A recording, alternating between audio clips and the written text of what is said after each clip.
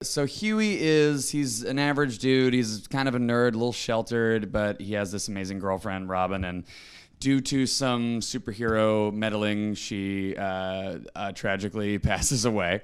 And he's in a really vulnerable place, and then he gets recruited by this guy and this shadowy organization of normal people with no powers who are trying to expose these superheroes who are the highest, biggest celebrities of our world.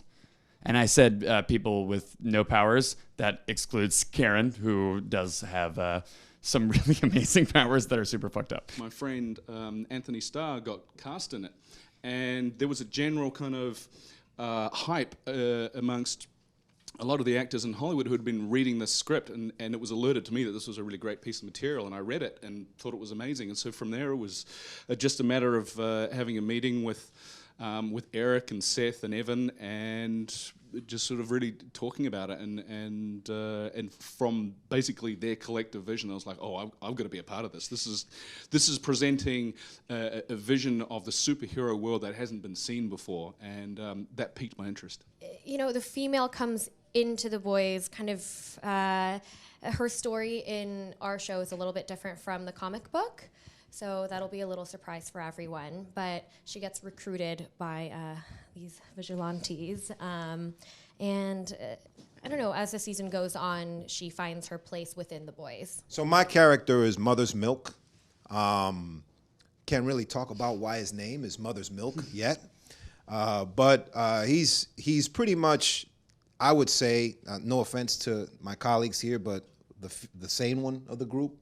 He tries to keep the train on the tracks, and that's a task in and of itself. Part of the fun of it is that these guys all get sort of recruited in specific individual ways, but it's very Machiavellian and dishonest on Billy Butcher's behalf about how he actually individually gets them to join his cause. It's a lot of fun. I just sort of dealt with my own personality, my own anger issues, my own desire to win at all costs. Yeah, I just sort of she has drilled down issues. into my own soul. I just tapped into parts of myself that reminded me most of her. I feel like the cool thing about her, she's so specific, and yet her storyline kind of could apply to a lot of what young women go through in terms of having certain dreams, and then those dreams coming to fruition, hopefully, and then maybe those dreams not meeting your, expectations. And yeah, I mean, there's a reason why there's also it's a satire. There's a parallel between this world and the entertainment industry. So I think in some ways she's a better person than I am. I think she's more earnest, and I think that yeah, I wish I was as good as her, but I definitely tapped into a lot of parts. I'm not.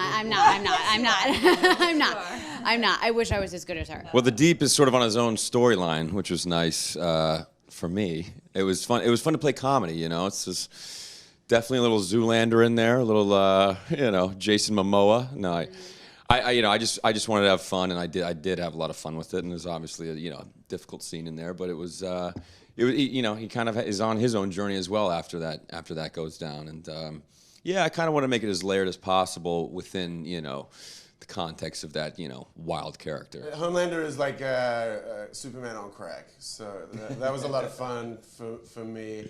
As far as what parts of myself did I use? Not a lot. Everything. Everything. Apart from a deeply felt sense of being misunderstood.